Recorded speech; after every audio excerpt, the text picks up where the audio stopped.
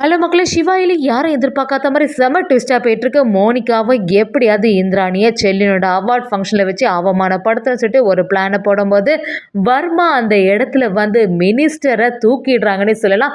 மினிஸ்டருக்கு முன்னாடியே கன்னை வச்சு அப்படியே மிரட்ட ஆரம்பிக்கிறாங்க. இது எல்லாமே நம்ம அயலி சிவாவுக்கு தெரிய வருது.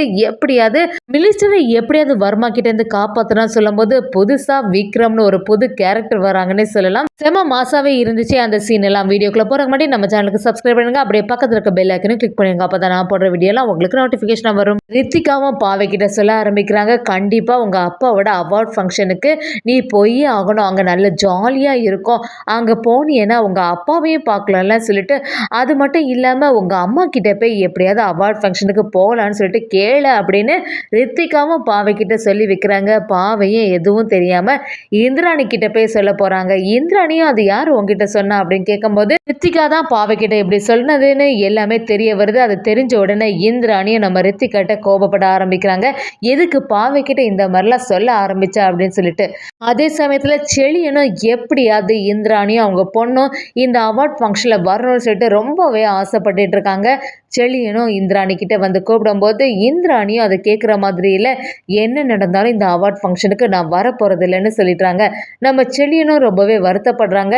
ஏன் சார்பாட்டு என் குடும்பத்துலேருந்து நீங்கள் எல்லாரும் நிற்கணும்னு சொல்லிட்டு நான் ஆசைப்படுறேன், நான் ஃபஸ்ட் டைம் வாங்கக்கூடிய அவார்டில் நீ கலந்துக்கணும்னு நினைக்கிறேன், அதை ஏன் புரிஞ்சிக்கவே மாட்டேங்கிற அப்படின்னு நம்ம இந்திராணி கிட்ட செழியன் சொன்னது எல்லாமே இந்திராணிக்கு ஞாபகத்து வருது.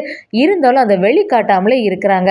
மோனிகாவும் ரித்திகிட்ட வந்து நான் நினச்ச மாதிரியே நடக்காது போல இருக்கு, இந்த இந்திராணி பயங்கரமாக கோபத்தில் இருக்காங்க, எப்படி இருந்தாலும் செழியன் அவார்ட் ஃபங்க்ஷனுக்கு வருவாங்களாங்கிறது டவுட்டு தான் அப்படின்னு சொன்ன உடனே மோனிகாவை நீ எதுக்கும் கவலைப்படாத, கடைசி நேரத்தில் இந்த இந்திராணி வரதான் போறா அப்படின்னு சொல்லி யோசிக்கிறாங்க. செல்லினோட அவார்ட் ஃபங்க்ஷனுக்கான எல்லா வேலையும் செம அதிரடியாக நடந்துட்டுருக்கு. அது மட்டும் இல்லாமல் இந்த இடத்துல மினிஸ்டர் வந்து தான் அவார்டு கொடுக்க போகிறாங்க. அவங்களுக்கு எல்லா பாதுகாப்பும் கொடுக்கணும், எந்த அசம்பாவிதமும் நடந்துடவே கூடாது அப்படின்னு நினைக்கிறாங்க.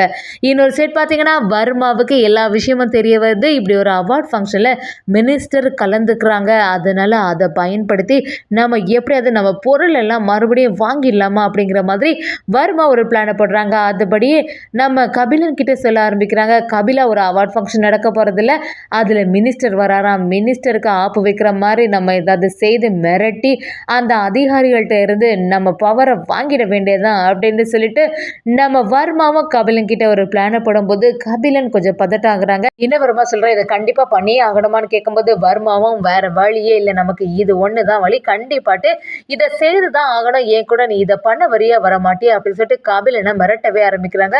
கபிலனும் நம்ம வர்மாவுக்கு பயந்து சரி வர்மா கண்டிப்பாக நான் வரேன்னு சொல்லிடுறாங்க.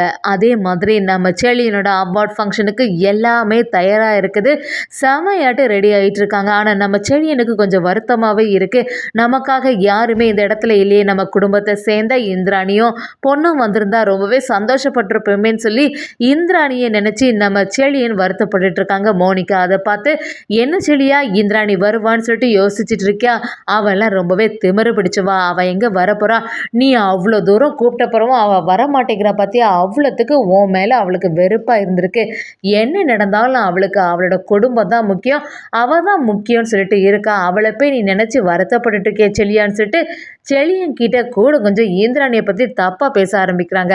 அதை கேட்டு செழியனும் மோனிகா தேவையில்லாமல் என்கிட்ட பேச, அவளை பற்றி எனக்கு நல்லாவே தெரியும், நீ சிஓவாக இருக்கனால என்னோட பர்சனல் விஷயத்துலலாம் தலையிடாதுன்னு சொல்கிறாங்க. மோனிகாவும் நான் உன்னை இப்படி பேசலை, உனக்கு அதிகாரியாக ஒன்று நான் இப்போ பேசலை, நான் வந்து உன் ஃப்ரெண்டாக தான் சொல்கிறேன், நீ எதுக்கு தேவையில்லாமல் வருத்தப்பட்டு இருக்க, பேசாமல் இங்கே வா, இங்கே வந்து இன்னைக்கு நீ அவார்டு வாங்க போகிற, அதை நினச்சி சந்தோஷப்பட வேண்டியதுன்னு சொல்லிட்டு மோனிகாவும் நம்ம செழியன் கிட்ட சொல்கிறாங்க. அந்த இடத்துல கரெக்டாகிட்டு ரித்திகாவும் நம்ம மோனிகிட்ட வந்து பாத்தியா எவ்வளோ நடந்தாலும் அந்த செழியன் வந்து இந்திராணியை விட்டு கொடுக்காம பேசிகிட்டே இருக்கான், என்னதான் அந்த இந்திராணி கிட்டே இருக்கோ எல்லாரும் அவளை தான் மதித்து பேசிகிட்டு இருக்காங்கன்னு ரித்திகாவும் பயங்கரமாக எரிச்சல்ல இருக்காங்க.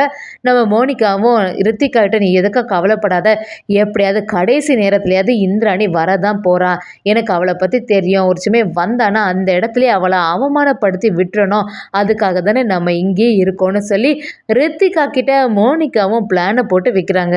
அதே சமயத்தில் வர்மாவும் இங்கே தான் அந்த அவார்ட் ஃபங்க்ஷன் நடக்க போகுது, இந்த இடத்துல தான் கண்டிப்பாக மினிஸ்டர் வந்து கொஞ்ச நேரத்தில் அவார்டு கொடுக்க போகிறாங்க அப்படின்னு சொல்லிடுறாங்க. அந்த இடத்துல இன்னொருத்தங்க வந்து ஃபோட்டோ எடுக்கிற மாதிரி ஒரு ஆக்டிவ் கொடுத்துட்ருக்காங்க.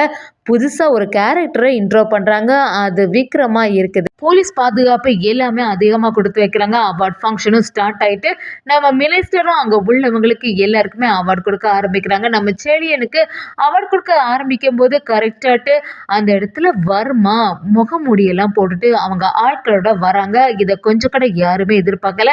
மினிஸ்டருக்கு முன்னாடியே கன்னை தூக்கி வச்சு எல்லாரும் கொஞ்சம் அமைதியாக இருங்கன்னு சொல்லிட்டு அப்படி பண்ணும்போது மினிஸ்டரும் யாருடா நீங்க இதுக்கு இப்போ தேவையில்லாம என்னை வந்து ஷூட் பண்ண வரீங்க அப்படின்னு சொல்லிட்டு சத்த போட ஆரம்பிக்கிறாங்க. அந்த இடத்துல அதிகாரிகள் எல்லாருமே நம்ம மினிஸ்டருக்கு காவலா நிற்கும் போது அவங்கள எல்லாருமே அடிச்சு துவம்சம் பண்ணிட்டு இருக்காங்க வர்மாவோட ஆட்கள் எல்லாரும். அது மட்டும் இல்லாம அந்த கூட்டத்துல யாரெல்லாம் இருந்தாங்களோ அவங்க எல்லாரையுமே நம்ம வர்மா அவங்க பிடியிலேயே மாட்டி வச்சுட்டாங்க. இதெல்லாம் பார்த்துட்டு இருந்தா மோனிகாவும் ரித்திகாவும் அப்படியே ஷாக் ஆயிடுறாங்க. யாரா இருக்கும் இவங்க இப்படி வந்து இப்படி பண்ணுவாங்கன்னு நம்ம எதிர்பார்க்கவே இல்லையே, இந்த கூட்டத்தோட கூட்டமா நம்மளும் மாட்டிக்கிட்டோமேன்னு சொல்லிட்டு ரித்திகா அந்த இடத்துல அப்படியே பயந்துட்டே இருக்காங்க. இந்த சமயத்துல கரெக்டா நம்ம அயலிக்கு ஒரு ஃபோன் கால் வருது. அதிகாரிகளும் ஃபோன் பண்ணி அயலி சிவா கிட்ட மினிஸ்டரை யாரோ வந்து கன்னால அப்படியே மிரட்ட ஆரம்பிச்சிட்டாங்க.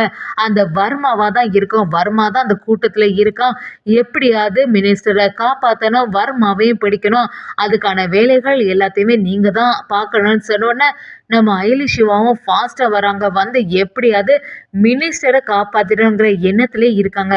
அந்த சமயத்துல நம்ம அயலி கிட்ட அதிகாரியும் ஃபோன் பண்ணி சொல்ல ஆரம்பிக்கிறாங்க. கூட்டத்தோட கூட்டமாக விக்ரம்னு ஒருத்தர் இருக்காங்க, அவங்களை கவனிச்சுக்கோங்கன்னு சொல்லிட்டு அயலி கிட்ட அதிகாரியும் வார்ன் பண்ணி வைக்கிறாங்க. அதே சமயத்தில் நம்ம அயலியும் எப்படியாவது மினிஸ்டர் காப்பாற்ற சொல்லிட்டு அதுக்கான வேலைகள் எல்லாமே பார்த்துட்டு இருக்காங்க. இன்னொரு சைடு பார்த்தீங்கன்னா நம்ம இந்திராணி நியூஸ் ஆன் பண்ணும்போது அதில் எல்லாமே டெலிகாஸ்ட் பண்ண ஆரம்பிக்கிறாங்க. இந்த மாதிரி அவார்ட் ஃபங்க்ஷனில் மினிஸ்டரை வந்து ஒருத்தங்க பிடியில் வச்சுருக்காங்க. அது மட்டும் இல்லாமல் அவார்ட் ஃபங்க்ஷனும் சரியாக நடக்கலைன்னு இதை பார்த்த உடனே நம்ம இந்திராணி அப்படியே பதட்டம் ஆயிடுறாங்க. என்ன இப்படி ஆகிட்டே, செலியனோட உயிருக்கு எந்த ஆபத்தும் இருக்காதே அப்படின்னு சொல்லிட்டு இந்திராணி கொஞ்சம் பதட்டம் ஆகுறாங்க. எங்க தெரியும் அதுல செலியன் இருந்த மாதிரி இல்லை. அப்படி இருக்கும்போது ரித்திகா மோனிகா எல்லாரும் அங்க மாட்டிட்டு இருக்காங்களே சொல்லி ரொம்பவே குடும்பத்துல உள்ளவங்க எல்லாரும் பதட்டம் ஆயிடுறாங்க. நம்ம செல்வநாயகியும் ரித்திகா வேற அங்கதானே வேலை பார்த்துட்டு இருந்தா, இப்ப என்ன செய்யறது, அவ வேற அந்த அவார்ட் ஃபங்க்ஷனுக்கு கிளம்பி போயிட்டாலே, நம்ம குடும்பத்துல உள்ளவங்க எல்லாரும் அங்க இருக்காங்களேன்னு சொல்லி செல்வநாயகியை நம்ம உதய பெருமாள்கிட்ட சொல்லும்போது, உதய பெருமாள் நீ எதுக்கும் கவலைப்படாத, எப்படி இருந்தாலும் அதிகாரிகள் எல்லாரும் சேர்ந்த மாதிரி இந்த விஷயத்தை சரி பண்ணிடுவாங்க, நீ கவலையே படாதன்னு சொல்லிட்டு செல்வநாயகியை சமாதானப்படுத்துறாங்க. நம்ம ஆயிலியும் சிவாவும் அந்த கூட்டத்தோட அப்படியே ஒரு ஆட்களாட்டு யாருக்கும் தெரியாம அந்த இடத்துக்கே வந்துடுறாங்க. வர்மாவுக்கு இது தெரிய மாட்டேங்குது. எப்படி இருந்தாலும் இந்த மினிஸ்டரை காப்பாத்துறதுக்காண்டி ஏடி இங்க வந்தே தீர்வா, அந்த சமயத்துல கரெக்டா ஏடியை போட்டு தள்ளிடணும்னு சொல்லிட்டு நம்ம கபிலன் கிட்ட வர்மா சொல்லி வைக்கிறாங்க. எவ்வளோ சிக்கல்கள் இருந்தாலும் நம்ம அகிலியும் சிவாவும் சேர்ந்த மாதிரி மினிஸ்டரையும் காப்பாற்றிடுறாங்க. அதே சமயத்தில் அந்த கூட்டத்தில் இருந்த செழியனோட உயிரையும் காப்பாற்றிடுறாங்கன்னே சொல்லலாம்.